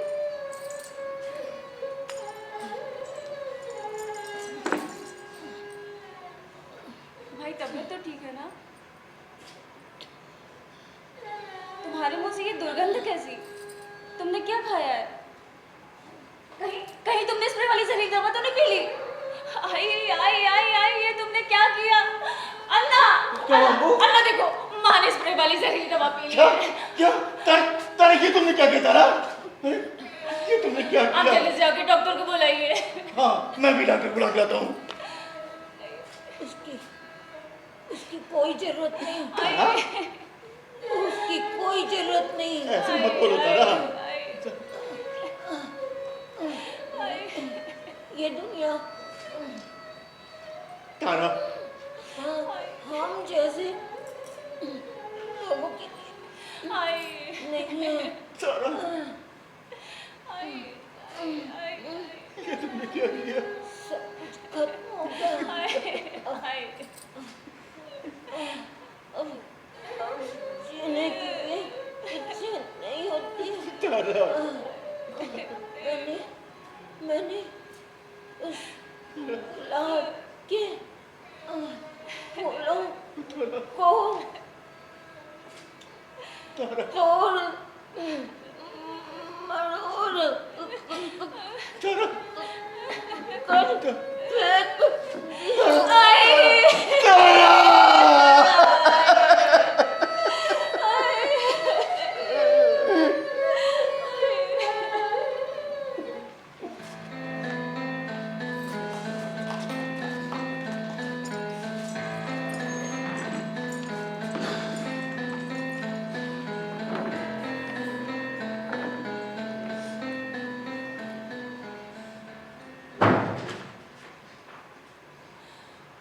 मधु, अदालत के फैसले के बाद वो दिखा था ना?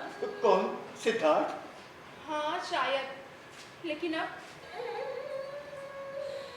न जाने उस भीड़ में कहाँ खो गया।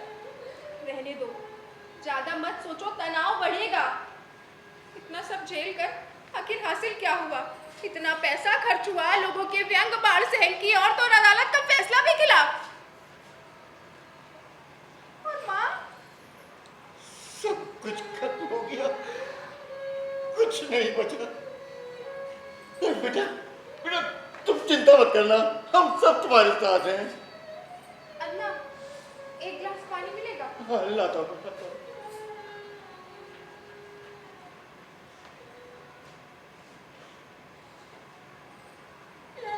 मधु, कितना अजीब है ये समाज।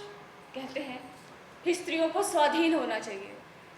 हमारे समाज सुधारक कई दशकों से यही बात कहते आ रहे हैं कि महिलाओं को घर की चार दीवारी से बाहर निकलना चाहिए, घर और परिवार की जिम्मेदारी के साथ आगे बढ़ना चाहिए। और घर के बाहर गुलाब राव जैसे भेड़िए घात लगाए बैठे हुए। फिक्र मत करो, सब कुछ ठीक हो जाएगा। अब क्या ठीक होगा मधु? तुम्हें नहीं लगता ये कितनी बड़ी मानसिक यातना है? पहले बलात्कार और फिर उसके बाद अगर कोई स्त्री अपनी आवाज उठाती है तो हर तरफ बदनामी ही बदनामी। हर अंत में कोर्ट का फैसला, वो भी इससे तो वो राष्ट्र अच्छे हैं जहां बलात्कारियों को जान से ही मार दिया जाता है। हाँ, अभी कुछ दिन पहले ही तो अखबार में पढ़ा था, कुवैत में एक बलात्कारी को पत्थरों से कुचल कुचल कर मार डाला गया। और ऐसे देशों को हम पिछड़ा देश कहते हैं और हम प्रगतिशील, विकासशील। विडंबना है। एक बात बताऊं, कोर्ट के फैसले को लेकर लोगों में काफी नाराजगी है। हम आम आदमी और कर ही क्या सकते मधु, नाराजगी जताने के सिवा। गोली मार देनी चाहिए ऐसे लोगों को। उससे भी प्रश्न हल नहीं होने वाला। कल कौन को लोग हम पर गोलियां चलाएंगे और आखिर में किसके पास ज्यादा गोलियां हैं? कानून हाथ में लेने से प्रश्न मिटते नहीं मधु। कानून से प्रश्न हल नहीं होते, कानून हाथ में लेने से भी प्रश्न हल नहीं होते। तो प्रश्न आखिर कैसे हल होंगे अन्ना, कैसे? कभी कभी सोचता हूँ कि तारा ठीक कहती थी, कितनी समझदार थी वो। हौसला रखिए अन्ना, अम्मू संभालो अपने आप को। तुम लोग को बहुत परेशानी हो रही है ना? मुझे अफसोस है कि तुम लोगों ने इतने कष्ट उठाए पर नतीजा शून्य ही रहा।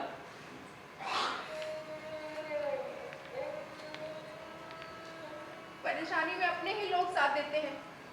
हिम्मत रखो, मैं चलती हूँ।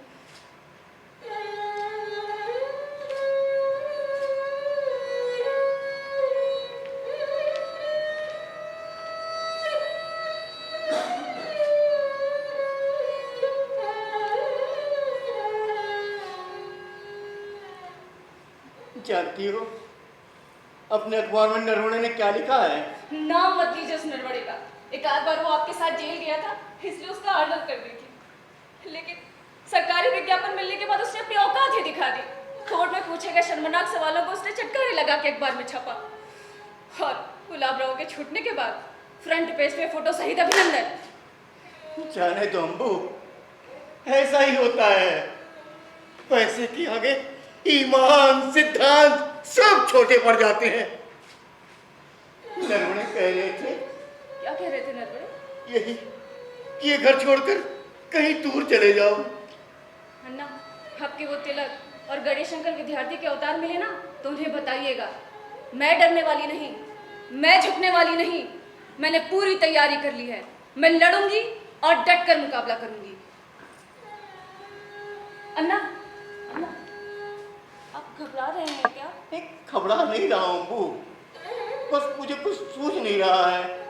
मेरा सारा जीवन सब राजनीति में बीता, और आजकल की एक गुंडागर्दी की राजनीति, इसका मुझे तनिक अनुभव नहीं है। समझ में नहीं आता इससे कैसे निपटा जाए।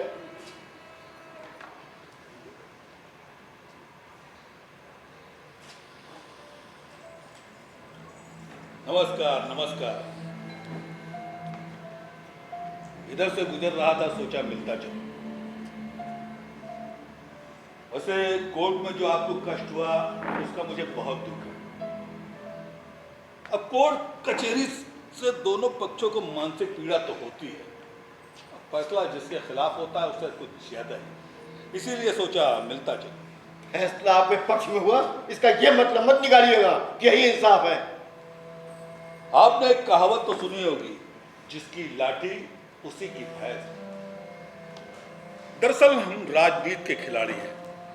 मुद्दे की बात यह है कि मैं जीता ये मैं बिल्कुल नहीं मानता, और आप पराजित हुए ऐसा आपको भी मानने की जरूरत नहीं है।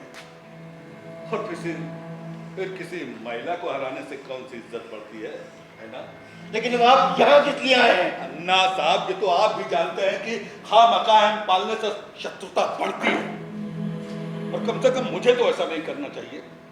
देखिए, हम लोग राजनीतिक हैं, हमारे भी दुख दर्द होते हैं। आप लोगों ने कितना हल्ला गुल्ला मचाया, मेरी और मेरी पार्टी की कितनी बदनामी की। लोगों ने तो मेरा पूरा राजनीतिक कैरियर खत्म करने की कोशिश की। जानते हैं मुझे दिल्ली के कितने चक्कर लगाने पड़े, लेकिन बाद में हाई कमान ने माना ये सब मेरे चरित्र हनन का प्रयास था। खैर, मुझे इलेक्शन में टिकट मिल गया, मेरी तरफ से विवाद खत्म। अब भला मैं आपसे शत्रुता क्यों रखूं, आप ही बताइए। तो क्या आप यही सब बताने यहाँ आए हैं? हाँ, और आप सबसे माफी मांगने भी। अरे भाई, आप खड़ी क्यों हैं? बैठेंगी नहीं क्या? भाई देखिए, उस बात के लिए मैं फिर से क्षमा मांगता हूँ। मुझे मेरी बेटी को बर्बाद करने के बाद अब क्षमा मांग रहे हो? आप कोर्ट न जाते तो ये रामायण ही ना होती। आपने रामायण का जिक्र किया, इसलिए बताता हूँ कि रावण ने सीता का हरण किया था, लेकिन उसके बात को आप बार बार क्यों दोहरा रहे हैं? मैं माफी मांग तो चुका हूँ, लीजिए फिर मांगे लेता हूँ। भाई, उस दिन मुझसे बहुत बड़ी चूक हो गई। देखिए, मेरे स्वभाव में विरोध का कोई स्थान नहीं। हुक्म देकर काम कराना मेरी आदत है। विरोध करने पर मुझे बहुत गुस्सा आता है, बल्कि यूं कह कि मेरा माथा फटने लगता है। अरे भाई, आप चुप क्यों हैं? कुछ बोलेंगे नहीं क्या? आप कहना क्या चाहते हैं? मुझे कुछ समझ नहीं आ रहा है। आप मुझे क्षमा कर दें बस। हाँ? और भाई, इलेक्शन में आप मेरी दिल से मदद करें, ताकि विरोधी पक्ष के लोगों को चुनाव में अपने प्रचार के लिए आपके नाम का जिक्र करने का मौका न लगे। बाय द वे, बताना चाहूंगा कि आपके वे सिद्धार्थ पवार, उसका क्या? उन्हें पब्लिक सर्विस कमीशन का मेंबर बनाया जा रहा है। मैंने ही सीएम साहब से बोला। वो स्वीकार ही नहीं करेगा ये सब। नहीं अंबिका देवी, वो नौकरी स्वीकार कर चुका है, वो भी लिखित में। दरअसल है क्या, ऊंची तनख्वाह, बंगला, गाड़ी, ये सारी सुविधाएं किसी भी इंसान को उसके सिद्धांतों से बहुत जल्दी डिगा देती हैं। जिंदगी भर रोज रोज कोई कहां तक चिल्लाएगा। मैंने ही उसे समझाया था, स्वीकार कर लो ऑफर, अपने लड़कों को नौकरी दो और उनका कल्याण करो। समझदार है, बहुत जल्दी समझ गया। Now coming back to the point, उस दिन मुझसे बहुत बड़ी चूक हो गई। हालांकि होनी नहीं चाहिए थी, और चुनाव के वक्त तो बिल्कुल भी नहीं। लेकिन क्या करूं, हो गई। गुलाब राव, आपको नहीं लगता कि आप जैसे लोगों का पार्लियामेंट में जाना मतलब लोकतंत्र के लिए बहुत ही शर्मनाक है? पार्लियामेंट के बारे में कुछ जानती भी हो?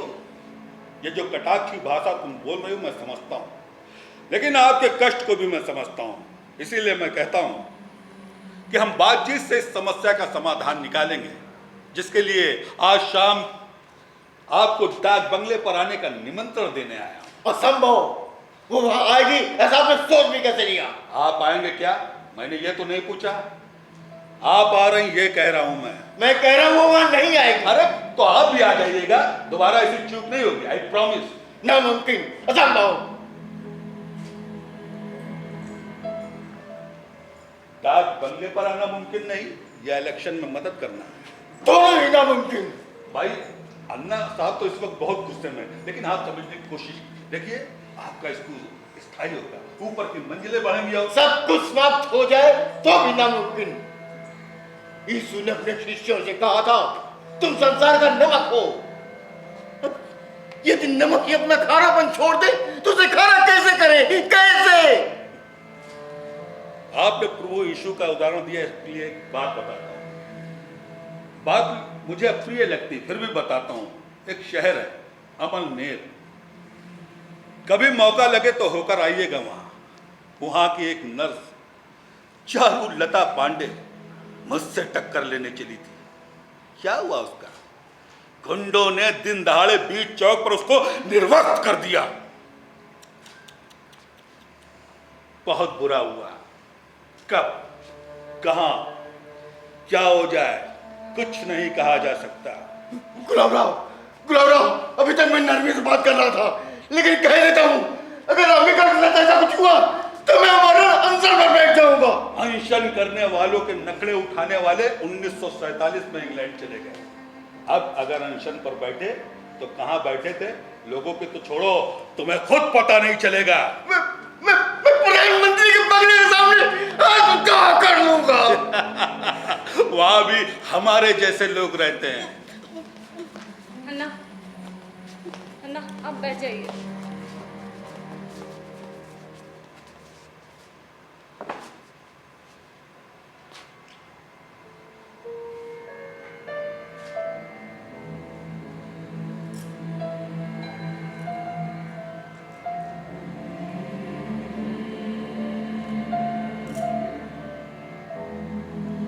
गुलाब राव, मैं आऊंगी, अवश्य आऊंगी। Very good. पहले कहा होता तो कितना अच्छा होता। I am very grateful to you. वैसे कब आ रही हैं? अन्ना आपको सूचित कर देंगे। मैं आपका बहुत बहुत आभारी हूं अंबिका जी। अन्ना साहब, मौका लगे तो आप भी आइएगा, मुझे बहुत खुशी होगी। अच्छा चलता हूं, नमस्कार।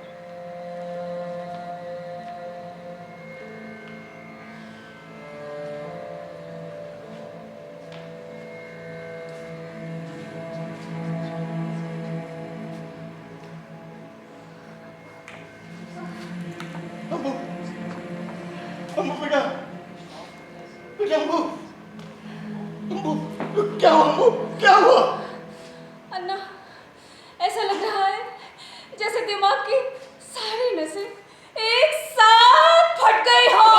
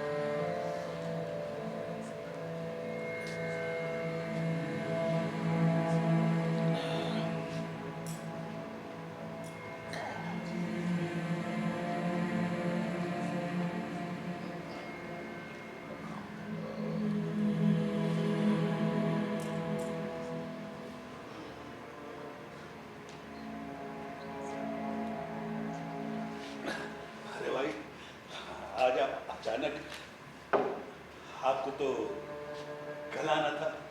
स्कूल का काम जल्दी खत्म हो गया था, शाम का वक्त था, सोचा आप डाक बंगले पर ही होंगे। आओ बैठो। आपके जाने के बाद मैंने और अन्ना ने खूब सोचा। अच्छा क्या लोगे, ठंडा या गरम? तुम बैठो ना। सोचा कि जब आपने माफी मांग ही ली है तो फिर विवाद कैसा? वाकई वाकई आप बहुत समझदार हो। You are absolutely right. सबको तुम्हारे जैसा होना चाहिए।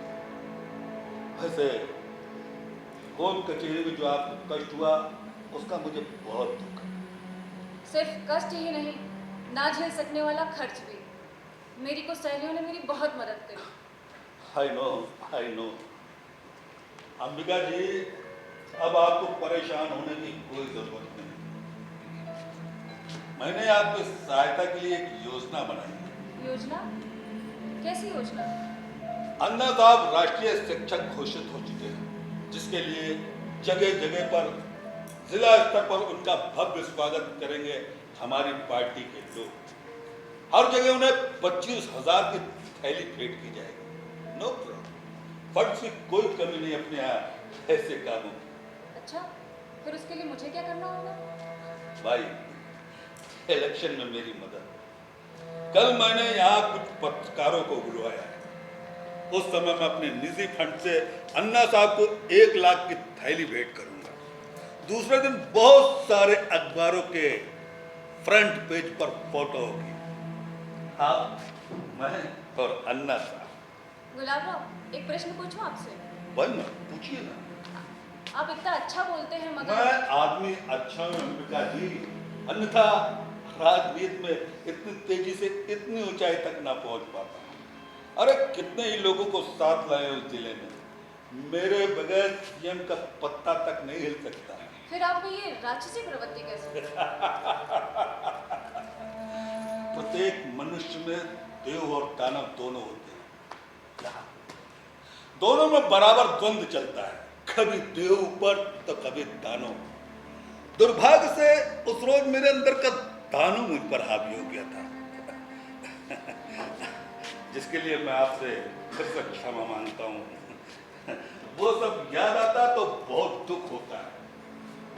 आपको लग रहा होगा कि मैं आज बुद्धिजीवी की तरह बोल रहा हूँ। अंबिका जी, मैंने कई ऊंची सोसाइटी देखी है। बिना पिए बड़ी बड़ी बातें करने वाले 3 पैक पीने के बाद एक दूसरे को गालियां देते हैं। उनके अंदर का दानव जाग उठता है ना। वैसे थोड़ा बहुत मैं भी ले लेता हूँ, आप नहीं? नहीं, मैं नहीं। कोई बात नहीं, वैसे थोड़ा बहुत लेने में कोई बुराई नहीं, एंजॉय करिए। गुलाबराव, आपने कभी शांत भाव से ऐसा सोचा है? कैसा? यही कि एक स्त्री की भी प्रतिष्ठा होती है। होती है, क्यों नहीं होती? अंबिका जी, इस मामले में मैं आपके विचारों से पूरी तरह सहमत हूँ। अरे अभी कुछ दिनों पहले ही तो वो इंटरनेशनल वुमेन डे मनाया गया था, तब मैंने इस विषय पर परिसंवाद आयोजित किए। करने पड़ते हैं, मिनिस्ट्री से कोटा होता है ना। तो फिर आप कुछ कार्यक्रमों का तो मैंने ही उद्घाटन किया था। तो फिर आप लोग ऐसा क्यों करते हैं कि पूरे देश से रोज बलात्कार की घटनाओं के समाचार आते हैं? माफ कीजिएगा, इसके जिम्मेदार हम लोग नहीं बल्कि आप लोग। हम लोग? वो कैसे? हम जैसा कहें आप वैसा करते जाएं तो बलात्कार होगा क्या? पर हमारे मन के विरुद्ध, हमारी इच्छा के खिलाफ। इच्छा, मन, साहब को तो देखो, ये जो नई पीढ़ी की लड़कियां होती है ना, बड़ी महत्वाकांक्षी होती हैं, पुरुषों से बराबरी करना चाहती है, उन्हें स्वतंत्रता चाहिए। तो ठीक है, मिलनी चाहिए स्वतंत्रता, घर से बाहर निकलो, घूमो फिरो, लेकिन पुरुषों से बराबरी क्यों नहीं होनी चाहिए? क्यों वो नहीं? इसलिए अंबिका जी कि भगवान ने नीचे भेजते समय ही जब स्त्री और पुरुष को बराबर नहीं बनाया तो हम बराबरी का दर्जा कैसे दे सकते हैं? अब उसे आप यूं समझिए, बच्चे को 9 महीने गर्भ में रखकर जन्म तो स्त्रियां देती हैं, लेकिन क्या वो ये काम अकेले कर सकती हैं? नहीं ना। इसीलिए स्त्रियों को अपना काम करना चाहिए, पुरुषों का अपना। वैसे देश भर में ये जो बलात्कार की घटनाएं हो रही ना, एक तरह से अच्छे लक्षण हैं। क्या कह रहे हैं आप? एकदम ठीक कह रहा हूँ। 16 आने से देख लीजिएगा, साल 2 साल में इस प्रकार की घटना होना ही खत्म हो जाएंगी। जब स्त्रियों को पता चल जाएगा कि चाहे जितना विरोध करो, अगर बलात्कार होना है तो होकर ही रहेगा, तब स्त्रियां विरोध करना बंद कर देंगी। और जब ये विरोध नहीं करेंगे तो फिर बलात्कार कैसा? देख लिया ना, है ना पॉइंट? क्या सोशियोलॉजिकल पॉइंट है। इसका मतलब आपका कहना ये है कि स्त्रियों को पुरुषों का गुलाम बन के रहना ही उनकी नियति है। तुम टीचर लोगों की बस यही कमी होती है, अर्थ का अनर्थ निकालती है। अरे स्त्रियां गुलाम कैसे रहेंगी? स्त्रियां स्वतंत्र ही रहेंगी। नहीं तो ज्योतिबा फूले, महर्षि कर्वे, राजा राम मोहन राय, इन सब के कार्यों का क्या मतलब? स्त्रियां स्वतंत्र ही रहेंगी। लेकिन ईश्वर का दिया हुआ कार्य, मतलब पुरुषों को सुख देना, ये तो करना ही। अरे ये लाइट कैसे चली गई? पांडु, देख तो ये लाइट कैसे चली गई? पांडु को बाहर बांध कर रखा गया है और लाइट गई नहीं है, अंधेरा किया गया है। कौन है बे तू? और अंदर कैसे आया? शिवा, लात मारकर बाहर निकाल इस साले को। शिवा को भी बाहर बांध कर रखा गया है।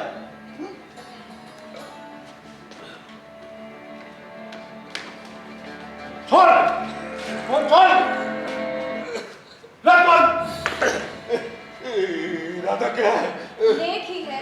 क्या चाहती हो? देखो ये तो धोखाधड़ी है। देख मैं फिर कह रहा हूँ, चुपचाप यहाँ से चला जा। तो मुझे जानता नहीं है। जानता हूँ साहब कि कौन है आप, लेकिन अगर मैंने कुछ किया तो आप अपने आप को भूल जाओगे। शीशे में चेहरा देखोगे तो खुद को पहचान नहीं पाओगे। गुलाबराव, इसे हल्के में मत लेना। ये अकेला नहीं है, इसके 4 साथी बाहर हैं। और ये आज के पांडव हैं। जब तुम्हारे जैसे लोग सत्ता और संपत्ति के नशे में चूर अपनी सारी सीमाएं लांघ जाते हैं तो ये इंसाफ दिलाते हैं। अकोला के खांडेराव पाटिल के हाथ इन्होंने ही और उनकी आंखें भी इन्होंने ही फोड़ी थी।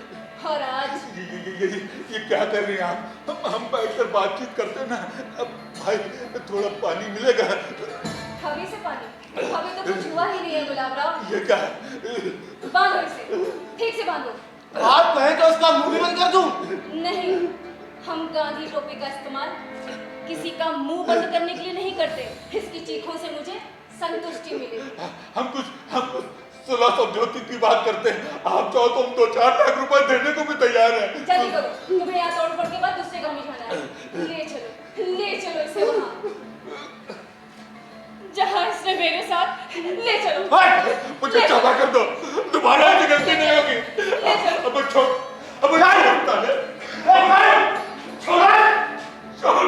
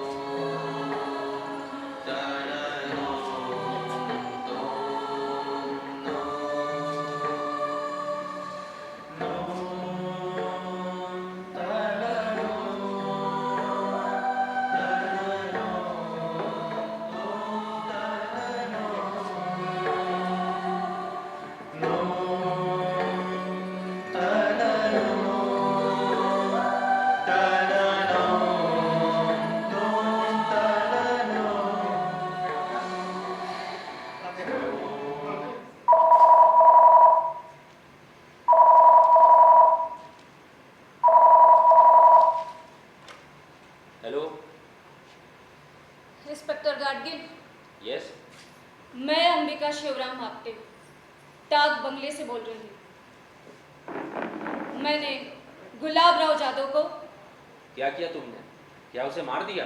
नहीं, मैंने उसका पुरुषत्व हमेशा हमेशा के लिए समाप्त कर दिया। क्या? मैं आपका यही इंतजार कर रही हूँ, जल्दी आइएगा। मैं अभी आता हूँ। काश उस रात भी आप आए होते तो।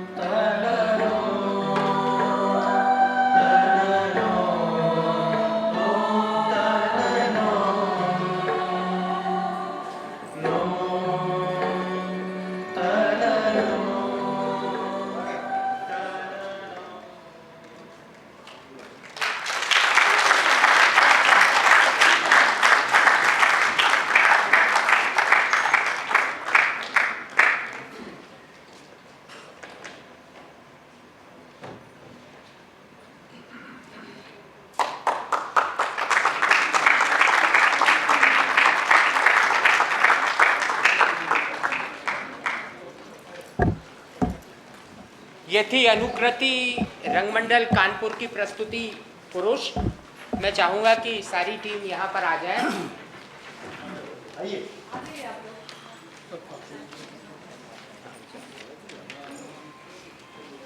सारी टीम आइए।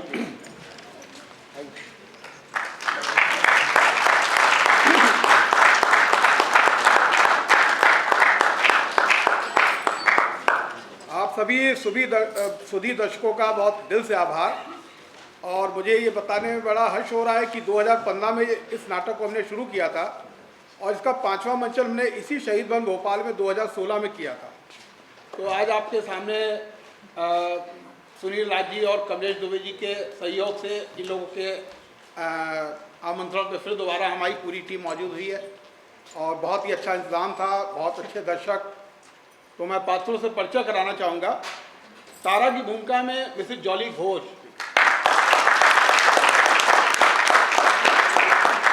मथुरा दीपिका सिंह, अन्ना साहब सुरेश प्रसाद श्रीवास्तव, अंबिका संध्या सिंह। 2015 से अब तक 4 अलग अलग फीमेल्स इसमें अंबिका का रोल कर चुकी हैं। अब ये संध्या सिंह कर रही हैं और इनका ये चौथा शो है। कैसा अभिनय किया ये आप लोग बताएंगे। सिद्धार्थ विजय भान सिंह, पांडु सम्राट यादव, गुलाब राव जाधव, महेंद्र धुरिया, शिवा हर्षित शुक्ला, इंस्पेक्टर गाडगिल सुनील गुप्ता, गंगा एकांश पांडे। न्यू लीडर की जो आवाज़ सुन रहे थे वो संजय शर्मा जी की आवाज़ है। इसमें प्रकाश व्यवस्था की थी आज आकाश शर्मा, संगीत विजय भास्कर।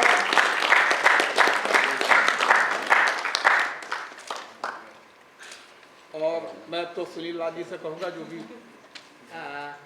मैं राजीव जी से अनुरोध करूंगा कि 2 मिनट के लिए मंच पर आएं और सभी कलाकारों का स्वागत करें। मैं अनुकृति के जो कर्ता धर्ता हैं इस नाटक को तैयार करवाने में मदद की है डॉक्टर उमेंद्र कुमार।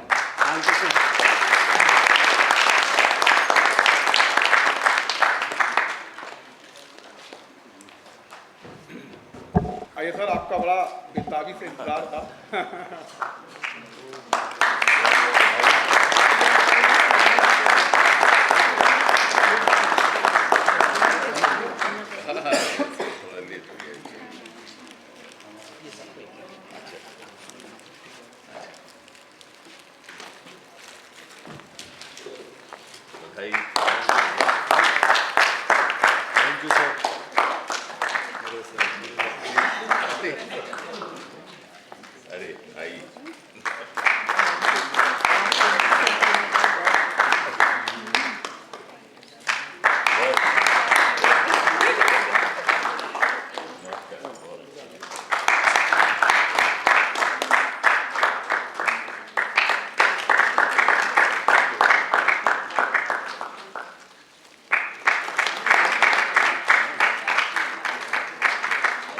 एक नाम मैं बताना भूल गया था, महेश जायसवाल जी ने रूप सज्जा की है।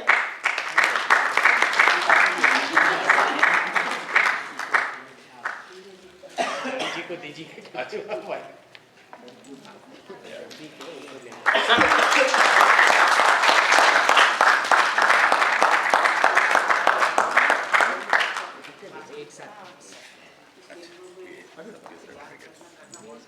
एक मिनट।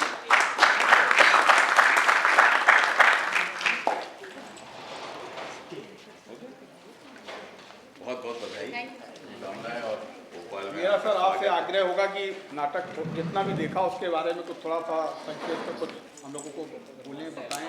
आप वरिष्ठ रंगकर्मी हैं और आपके जो भी आशीर्वचन होंगे हमें उत्साहित करेंगे। नहीं, बहुत अच्छी प्रस्तुति थी और मैं तो बड़ा शुक्रगुजार हूँ आपको, इतनी बड़ी टीम आप लेकर आए। और भोपाल में इस प्ले को, हालांकि यहाँ भी हो चुके हैं प्ले, मैंने और भी देखे हैं इसके शो। पुराना प्ले जयंत दलवी का प्ले, जयवंत दलवी जी का, मैंने 80 के पहले बम्बई में इसका शो देखा था, नाना पाटेकर जी जी जी।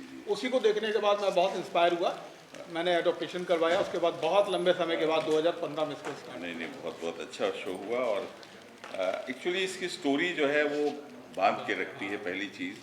और सब इंतज़ार करते हैं कि आखिर में अंबिका क्या करेंगी, उसका इंतज़ार रहता है।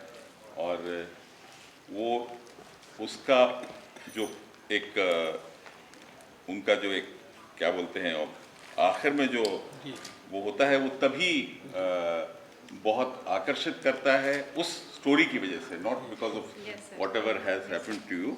लेकिन वो जब आकर्षित करता है, जब उसका इंतजार रहता है, जब निगेटिव कैरेक्टर जो है वो उतना ही स्ट्रॉन्ग करता है। इसलिए बहुत बहुत आपने बहुत अच्छा किया, बहुत अच्छा लगा। वो can we share one pic? Yeah sure sure. चलो। पहले